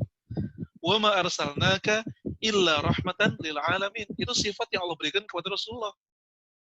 Jadi Islam ya Islam, gak usah ditambahin apa-apa, dia udah cantik. Kalau Islam ditambahin sesuatu, dia malah mengurangi makna Islamnya. Islam ekstrim, apa-apaan Islam ekstrim? Gak ada, Islam ya Islam. Islam moderat. Lah, ketika ada orang bilang Islam moderat, berarti ada dong Islam yang gak moderat. Yang gak gitu. Istilah-istilah itu justru malah mengurangi makna Islam. Maka kita perlu menghindari itu semua dengan kemudian punya istilah yang bisa menjadi substitusi atau menggantinya. Kami bukan Islam Nusantara, kami Muslim Nusantara. Kami Indonesia, kami Muslim Nusantara, dan kami bangga dengan Islam tanpa embel-embel Nusantara, Betawi, Jawa, Bugis, Sumatera. Kami Muslim Betawi, kami Islam. Kami Muslim Nusantara, kami Islam. Wallahu a'lam bishawab. Allah. Makin jelas lagi kita semua setelah penjelasan Mas Edgar tadi bahwa Islam itu sudah sempurna, gitu adanya. Ketika kita tambahkan embel-embel, maka malah membuat Islam itu menjadi hilang sempurnaannya. Nah, alhamdulillah kita sudah sampai di akhir dari segmen acara kita pada malam kali ini. Satu pesan yang sangat menarik bagi kami dari sekian banyak penyampaian Mas Edgar tadi, bahwa umat kita saat ini sedang sakit. Ya, jadi setiap kita harus bisa menjadi dokter yang menyembuhkan bagi umat tersebutnya. Dan terutama nilai-nilai Islam itu adalah obat yang sangat mujarab untuk menyembuhkan umat kita yang sedang sakit ini. Oleh karena itu, sebelum kita menjadi dokter untuk umat, sebelum kita menjadi dokter untuk orang lain, kita juga harus menjadi dokter untuk diri kita sendiri. Nah, ketika kita sudah bisa mengamalkan nilai-nilai Islam, nilai-nilai Al-Quran pada diri kita sendiri, maka kita akan bisa mendakwakannya, kita akan bisa memberikan resepnya kepada orang-orang di sekitar kita, sehingga umat Islam ini bisa kembali berjaya, bisa kembali memimpin peradaban umat manusia. Karena hanya Islam yang mampu menyatukan seluruh aspek ya, kemajuan, baik itu kemajuan di bidang imaratul ard atau konstruksi bangunan, ilmu fisik, dan juga Islam. Peradaban Islam itu sangat syarat dengan kebudayaan, dengan keluhuran budi, atau peradaban Islam sangat syarat dengan akhlak yang sangat tinggi. Oleh karena itu, kita sebagai pemuda Muslim, mari kita ikut membangun batu bata kemajuan umat ini dengan terus bersemangat menambah ilmu pengetahuan kita dan terus bermanfaat untuk orang-orang di sekitar kita. Terima kasih Mas Edgar Hamas atas insight dan inspirasi yang beliau sampaikan untuk kita semua pada malam hari ini, dan kita sama-sama doakan semoga Mas Edgar sehat-sehat selalu dan bisa terus memberikan manfaat untuk. Saya juga terima kasih panitia sudah mempertemukan saya sama Ustaz Syukri. Rindu sama beliau. Kami juga dari moderator saya bersama Ustaz Edgar Hamas ingin mengucapkan terima kasih banyak kepada Quran Backpacker yang sudah memfasilitasi kita untuk mengadakan acara bareng. Sebenarnya dari dulu kita pengen juga itu kan berbagi inspirasi dengan Mas Edgar, tapi di mana forumnya Dan alhamdulillah berkat teman-teman Quran Backpacker kita bisa berjumpa kembali gitu kan setelah beberapa tahun kami tidak pernah seforum dan akhirnya di acara ini kita bisa seforum. Jadi terima kasih juga kawan-kawan. Mari sama-sama kita support, kita dukung komunitas Quran Backpacker. Kalau kita lihat itu namanya, yang saya bayangkan Quran Backpacker itu adalah anak-anak pemuda-pemuda Muslim yang kemana dia berjalan itu dia membawa nilai-nilai Al-Quran bersama dirinya gitu. Sehingga ketika orang melihat dia, oh dia dia sahabat Quran Backpacker, berarti dia adalah orang yang dihiasi dengan nilai-nilai Islami gitu. Nah, jadi mari sama-sama kita support kawan-kawan kita di Quran Backpacker untuk terus mengembangkan komunitas ini agar kita bisa terus membumikan Al-Quran ini gitu. Terus menyebarkan nilai-nilainya kepada orang-orang di sekitar kita. Dan tanpa ingin memperpanjang kata lagi, kami dari moderator mengucapkan maaf yang sebesar-besarnya jika ada kelalaian dari kami semua. Sekali lagi kami ucapkan terima kasih banyak kepada kawan-kawan. Teruslah bersemangat untuk menuntut ilmu dan mencari nilai-nilai yang bermanfaat untuk diri kita semua. Wabillahi taufiq wal hidayah. Semoga kita bisa berjumpa lagi di lain waktu. Dengan mengucapkan alhamdulillah dan doa kafaratul majlis, kita akhiri sesi acara kita ini dan kami serahkan kepada host untuk menutup acara kita pada kali ini. Kami undur diri. Wabillahi taufiq wal hidayah. Assalamualaikum warahmatullahi wabarakatuh. Waalaikumsalam warahmatullahi wabarakatuh. Alhamdulillahirrahmanirrahim. Pada diskusi malam ini telah sampai di ujung acara. Masya Allah untuk materi malam ini sangat bermanfaat sekali. Sebelumnya saya Faisal. Saya dari tim kreatornya Quran Backpacker. Terima kasih banyak Kak Edgar, Kak Abdan Syukri, Jazakallahu khair sudah menyempatkan waktunya untuk memenuhi proker kami pada bulan ini, yaitu dalam baper edisi spesial. Terima kasih juga kepada peserta semuanya yang sampai di ujung acara masih mengikuti diskusi malam ini. Semoga kita semuanya yang ada di forum ini pada malam ini kita dapat dikaruniai ridho Allah Subhanahu wa Ta'ala yang dimana semoga apa yang kita dengarkan pada materi malam ini kita dapat mengaplikasikan ke kehidupan kita semuanya. Kami dari Quran Backpacker mohon maaf jika dari panitia masih banyak kurangnya. Jazakallahu khair. Terima kasih banyak. Kami akhiri. Assalamualaikum warahmatullahi wabarakatuh. Warahmatullahi wabarakatuh.